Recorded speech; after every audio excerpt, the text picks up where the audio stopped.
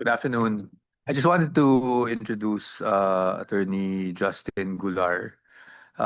Kasi nga, minsan nahihirapan na ako with the media schedule. So, I'm tapping him, no, to be the deputy spokes of the defense team. Although hindi pa siya mag-start because we still need to discuss a few things. But at least I just wanted to introduce you na to him. So in case hindi ako available, at least someone will help the defense in terms of having to get our message across.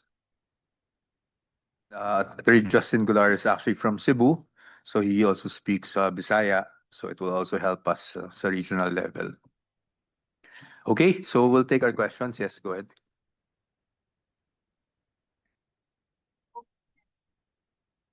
Actually, I spoke to her a few minutes ago before entering the Senate.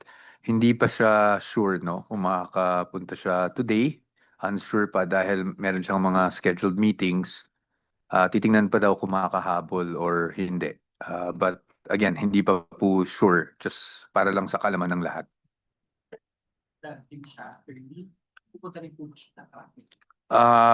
Maaari po, no?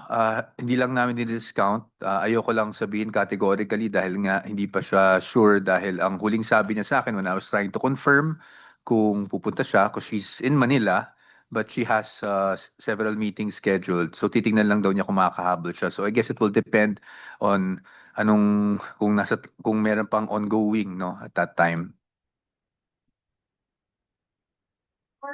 Or chief of staff set the date that She didn't tell me, but we don't have scheduled meetings, no? So it will probably be because she wants to, of course, provide support to her employees, which she always does naman, no? Not just with her chief of staff, but with everyone else.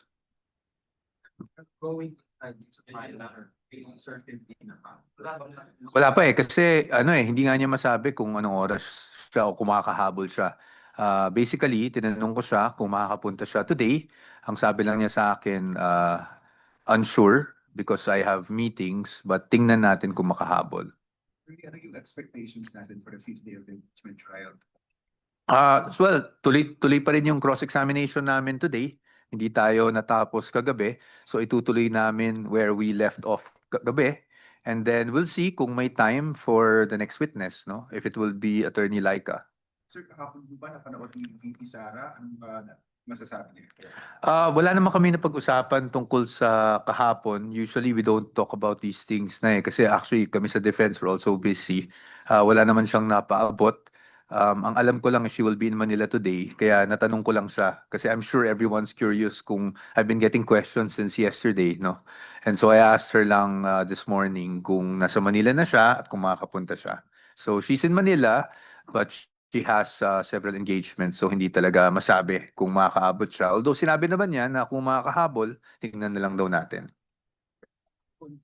Examinations, defense na highlight yung mga discrepancies doon sa NBI investigation. But in response to that, the prosecution, particularly the prosecution counsel, Arma Amandon has said that those discrepancies are not material to impeachment allegations. Ano pong masasabi niyo po without going to the near? Well, sa atin naman po, no, ang purpose lang naman talaga ng cross-examination in general is really to test the credibility, di ba?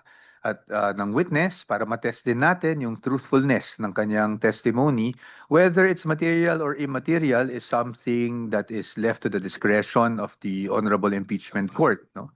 Of course, we have our views. I'm sure the prosecution has their views, but ultimately, it's the court that decides what is material and what is immaterial.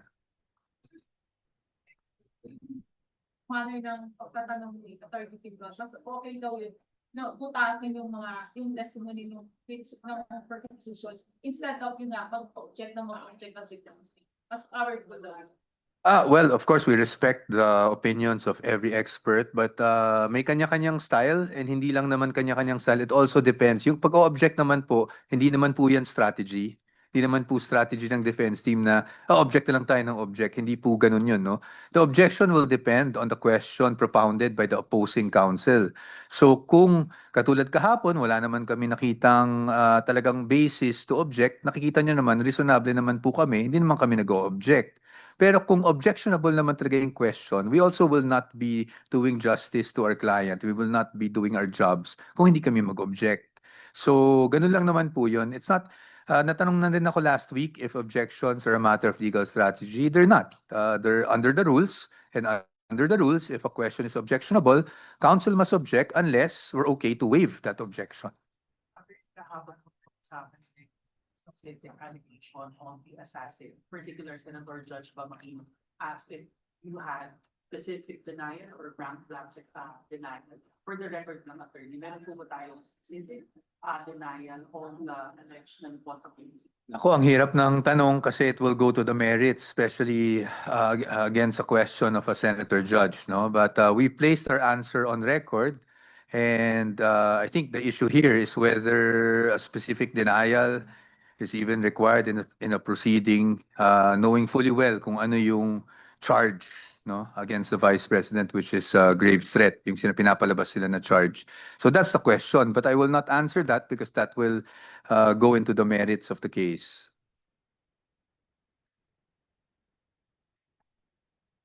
Or Vice President Ryan, may we know the nature of those documents at least in your scope?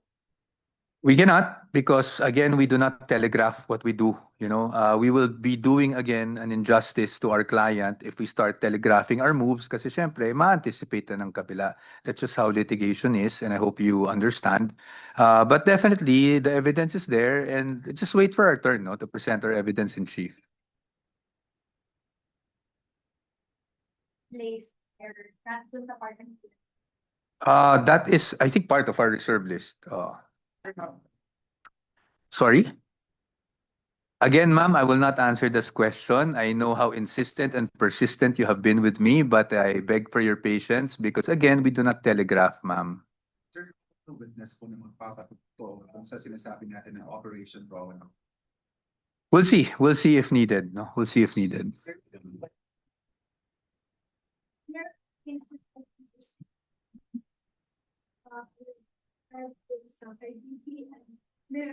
From the part of the OBP, and also meron mo pang na-identify na group or specific individuals na meron talagang attempt for her. Actually, yun po yung pinupunto ng defense, no? Gusto rin nating malaman kung talagang nagkaroon ng investigasyon. I am not the spokesperson of the OBP, so I cannot answer for the OBP. I am spokesperson for the defense. And so ang sinasabi ko lang po, ayun po yung pinupunto ng aming cross-examination, not just yesterday, but also even last week. At yun din naman ang gusto nating malaman kung talagang nagka-investigasyon.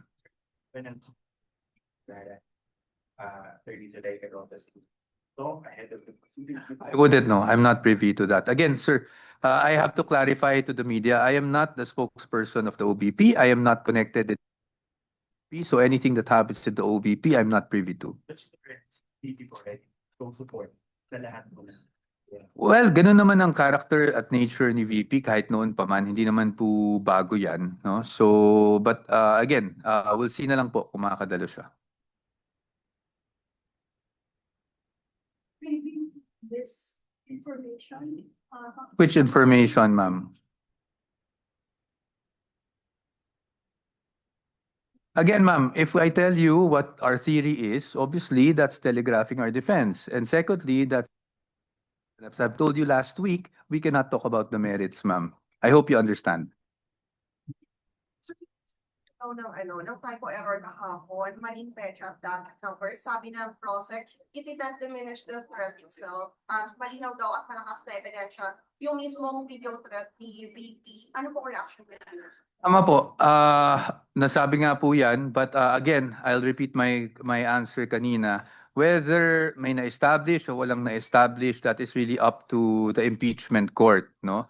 Ngayon, kung malakas yung ebidensya o hindi malakas yung ebidensya, I don't think the counsels of the parties and the parties themselves should be talking about kung malakas yung ebidensya because that's precisely what Rule 18 prohibits, which is talking about the merits. So sa atin, ginagawa lang natin yung trabaho natin, ine-expose lang natin yung sa tingin natin dapat ma-expose at bahala po ang impeachment court para sa kanilang appreciation po kung nailabas natin yung punto natin or kung material yung mga bagay na yan, lalo na yung mga typos.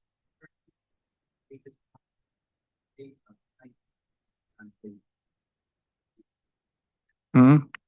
Sir, ako personally, and even that I think I can speak for the entire defense team, we don't really look at surveys. In fact, sabi ko nga sa inyo, from day one, hindi kami nagbibilang kung sinong panalo sa unang araw, sinong panalo sa pangalawang araw, because at the end of the day, ultimately, what will matter will be the decision of the impeachment court. So mahaba pa po kasi to.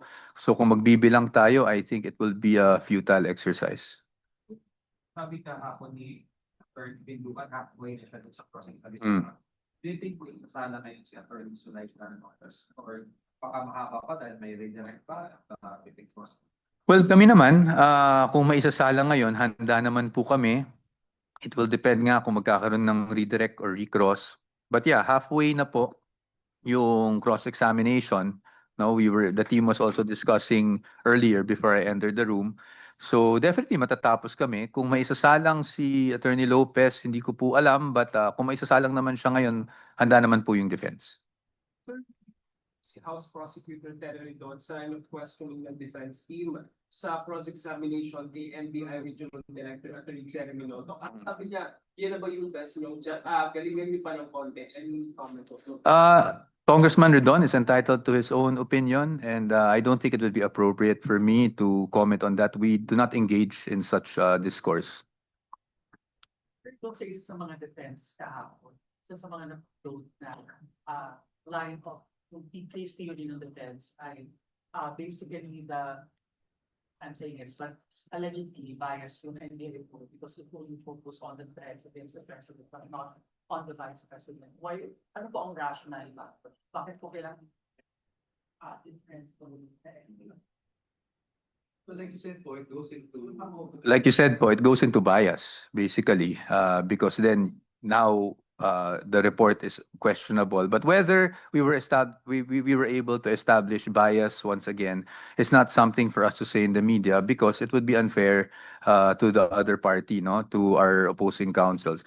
Ayaw naming nagsasabi na nanalo kami or na-prove namin to or na-prove namin yan or hindi namin na-prove ito sa media because at the end of the day, and again, I'm really sorry, we're really bound by the rules on impeachment. This will have to really be ultimately based on the appreciation of the impeachment court, the senator judges, kung ano yung na-establish at ano yung hindi. But as to your question, kaya po importante yun because obviously bias affects everything that goes on in an investigation. Okay? Thank you very much. Thank you po.